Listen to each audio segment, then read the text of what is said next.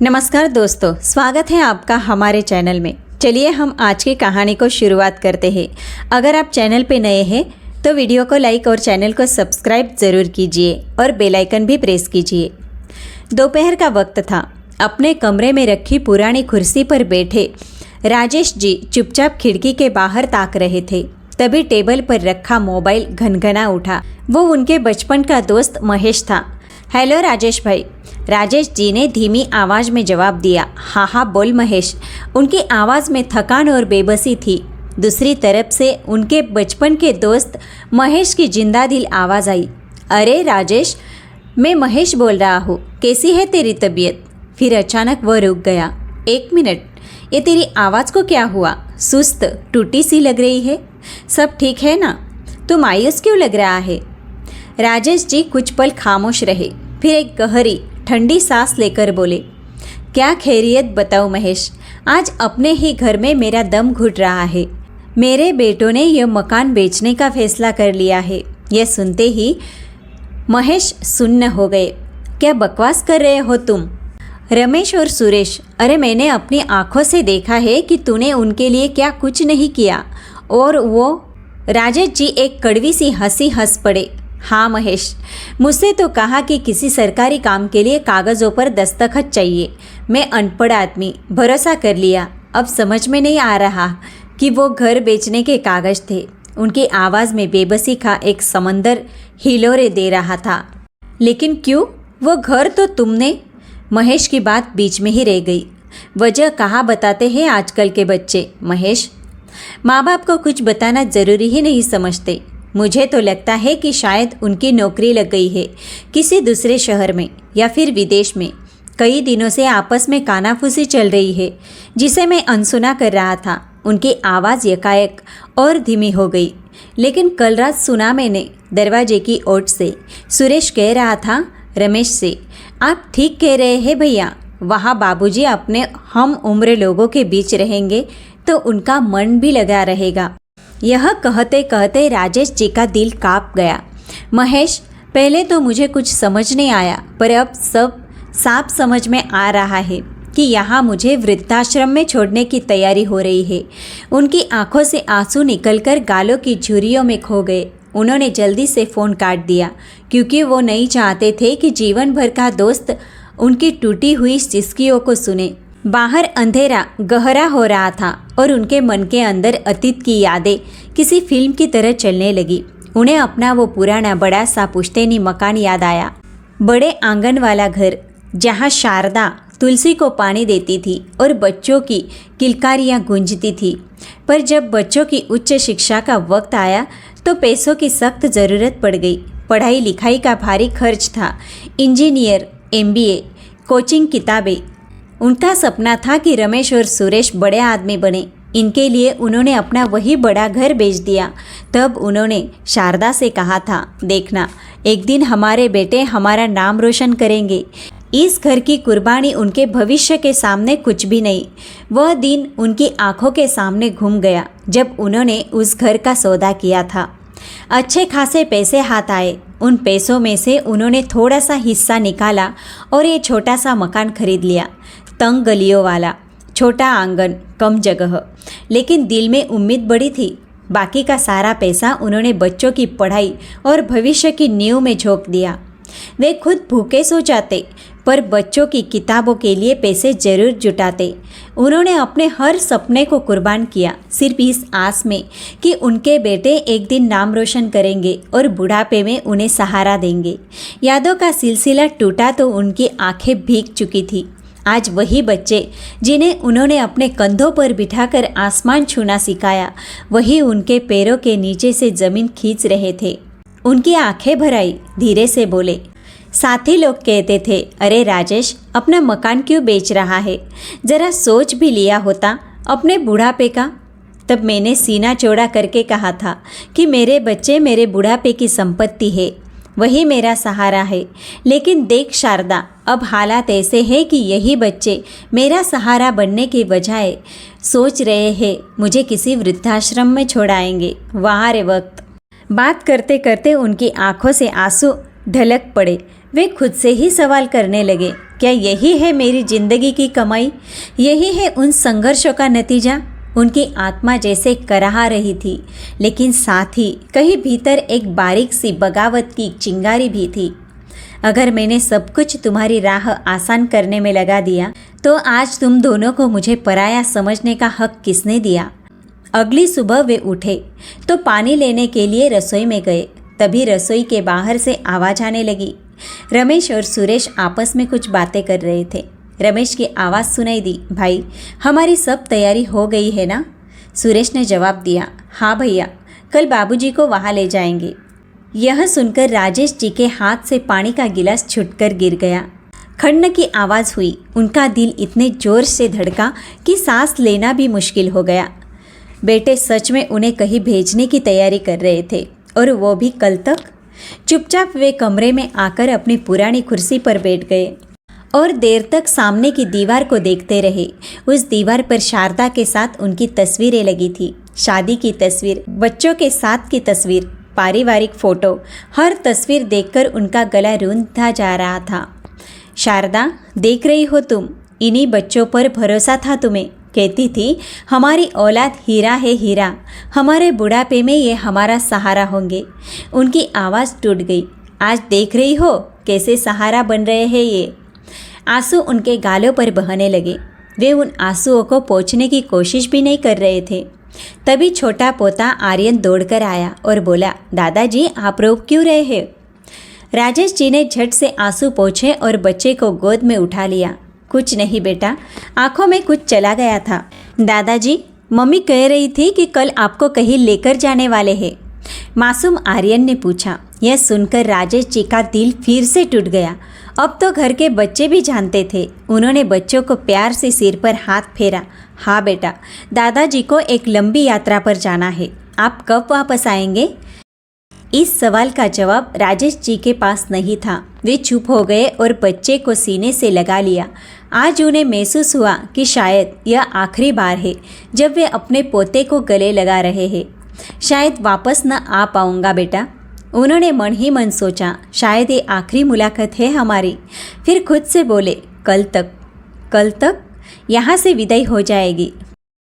पता नहीं कहाँ ले जाकर छोड़ेंगे। उनका दिल इतना भारी था कि सांस लेना मुश्किल हो रहा था। आज पहली बार उन्हें लगा कि जिंदगी इतनी क्रूर भी हो सकती है। वह सुबह आ ही गई जिसका राजेश जी को डर था। आज घर में एक अजीब सी भारी खामोशी थी। रोज की तरह बच्चों का शोर नहीं था, बहुओं की हंसी ठिठोली नहीं थी, बस एक अनकहा तनाव था। राजेश जी की आंखें घर की हर एक चीज को ऐसे देख रही थी मानो वो उन्हें अपनी यादों में हमेशा के लिए कैद कर लेना चाहते हो।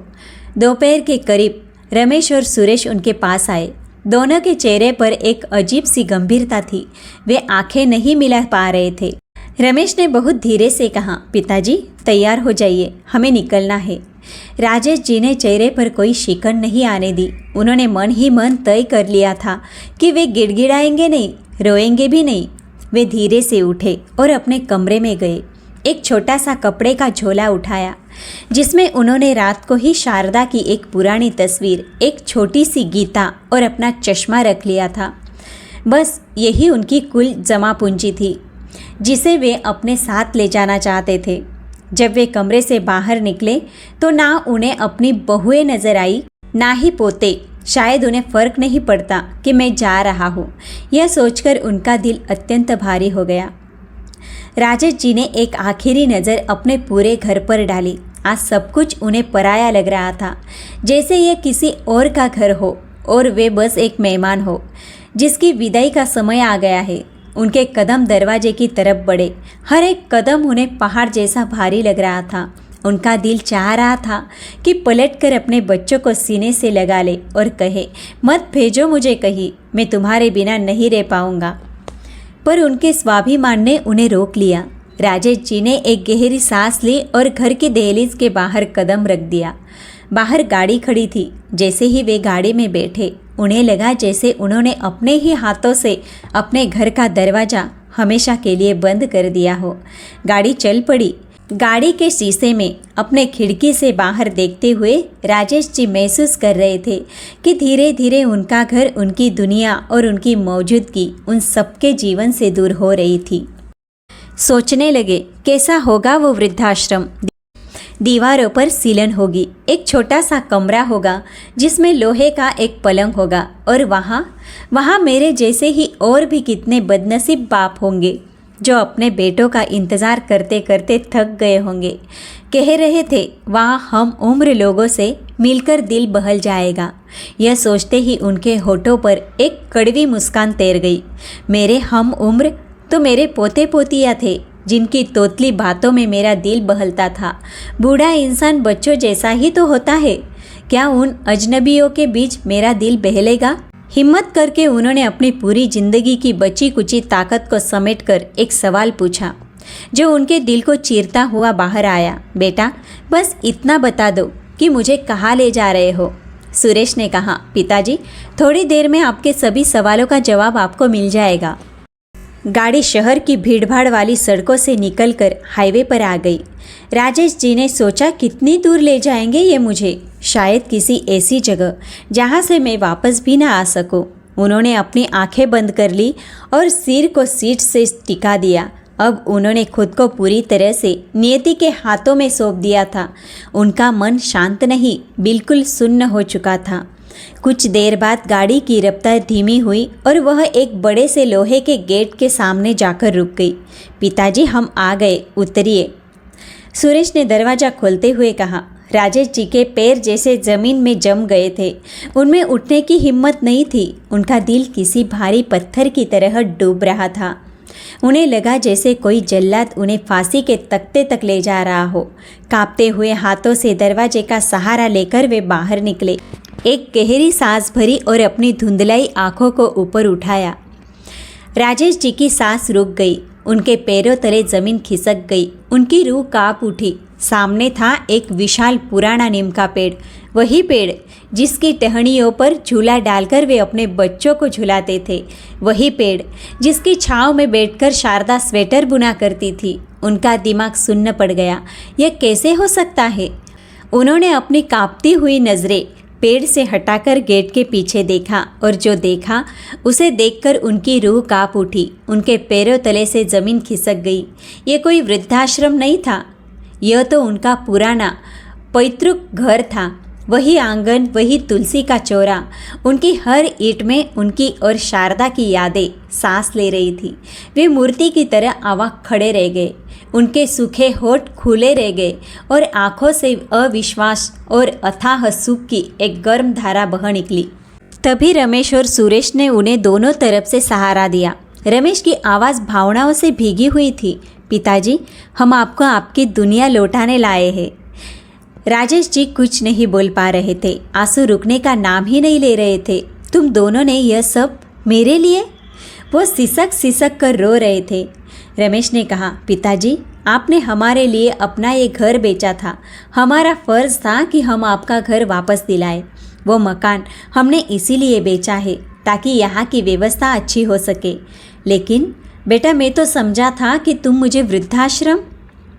राजेश जी भरे गले से बोले, अरे नहीं नहीं पिताजी, ऐसा हम सोच भी कैसे सकते हैं। रमेश बोला, तो बेटा तुम ही तो बातें कर रहे थे कि मुझे मेरे हम उम्र लोगों के पास छोड़ दोगे। सुरेश ने कहा, पिताजी, जब हमने कहा था कि आप अपने हम उम्र लोगों के आसपास रहेंगे तो दिल बहल जाएगा, तो हमारा मतलब वृद्धाश्रम के अजनबियों से नहीं था। हमारा मतलब आपके बचपन के दोस्तों शर्मा चाचा और गुप्ता काका से था, जो आज भी यही पड़ोस में रहते हैं। माफ़ करिएगा पिताजी कि हमने आपसे सब कुछ छुपाया। हम चाहते थे कि यह आपके लिए सरप्राइज़ हो। हम चाहते थे कि आप अपनी जड़ों में अपने लोगों के बीच वापस आ जाए। राजेश जी कुछ बोल ही नहीं पा रहे थे। वे बस अपने बेटों के चेहरे को देख रहे थे, जिन पर पश्चाताप और अपने पिता के लिए अगाध प्रेम झलक रहा था। उन्होंने अपने दोनों बेटों को कसकर अपनी बाहों में भर लिया।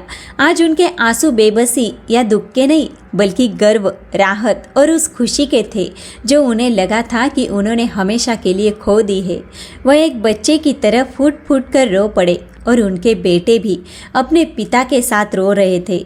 यह आंसुओं का संगम था जहाँ सारे गिले शिकवे धुल रहे थे। तभी घर का मुख्य दरवाजा खुला और उनकी दोनों बहुएं आरती की थाली लिए खड़ी थी। उनकी आंखों में भी खुशी के आंसू थे। उनके पीछे से उनके पोते पोतियाँ दादाजी आ गए, दादाजी आ गए चिल्लाते हुए दौड़े और उनकी टांगों से लिपट गए। यह देखकर राजेश जी को लगा जैसे वे किसी सपने में जी रहे हैं। घर अंदर से बिल्कुल नया और आलीशान था। रमेश ने बताया, पिताजी हमने शहर का वह मकान बेच दिया और अपनी सारी जमा पूंजी लगाकर न सिर्फ यह घर वापस खरीदा बल्कि इसके पीछे की ज़मीन भी खरीदकर इसे और बड़ा बना दिया है ताकि हमारा पूरा परिवार, आप, हम और आपके पोते पोतियाँ सब एक साथ यही रह सके। उस शाम राजेश जी उसी आंगन में उसी नीम के पेड़ के नीचे अपनी पुरानी आराम कुर्सी पर बैठे थे। उनकी गोद में उनके पोते खेल रहे थे और उनके बेटे उनके पास बैठकर पिछली बातें याद कर रहे थे। हवा में घुली मिट्टी की सौंधी महक उन्हें बता रही थी कि वो वाकई में अपने घर आ गए हैं। अचानक उन्हें महसूस हुआ जैसे शारदा भी उसी नीम की जड़ों के पास उसी पुराने चबूतरे पर बैठी अपनी वही मधुर मुस्कान बिखेर रही है और अपनी कोमल आवाज़ में कह रही है, देखा मैंने कहा था ना हमारे बेटे हीरा है हीरा। हाँ शारदा, तुम्हारा विश्वास जीत गया। ऐसा कहते कहते उनकी आंखों से खुशी के आंसू बह निकले। दोस्तों, जो बेटों ने अपने पिताजी को सरप्राइज़ दिया वो कैसा लगा कमेंट में ज़रूर से लिखना। कहानी पसंद आई हो तो वीडियो को लाइक और शेयर ज़रूर से कीजिए। चलिए मिलते हैं अगले वीडियो में।